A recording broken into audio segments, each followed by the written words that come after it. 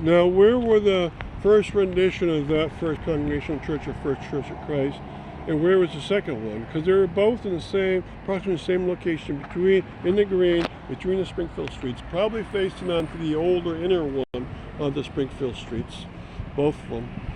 And so, remember what I told you, the first of them all was built in 1716. The second of them all was built in 1768, and they coexisted for 1 year.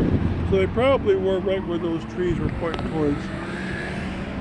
Now, remember, I just told you the second location's across the street.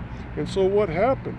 Well, something very incredible happened. It was moved in the year 1874 from that location across the street to its present location. And so thus, that giant building was lifted up on carriages, and with horses they were able to move it to its new location. And you can see it just barely fits in that location nicely. Remember, the rectory on a parsonage in back was not attached to it until 1921, so it was not as long, and so it must have fit in nicely.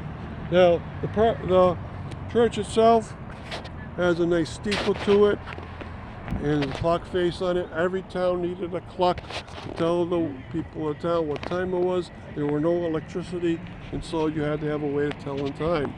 It has a beautiful steeple on it. It might be painted slate on the top. It's hard to tell. It might be just painted wood boards. It's hard to tell from here. Now, another component, and the last component, is the cemetery. It would have been called a burial ground. And it's very long and narrow. It has some of the oldest burials, including some ministers inside of there. And the earliest burials of all are close to the church. And I remember the church was in the middle of the green, so you would have had about 200 feet between the cemetery and the parsonage. I'm sorry, the cemetery and the church. And so that's all the components of the First Church of Christ in Longmeadow. What we're going to do now is we're going to spin around as a panorama.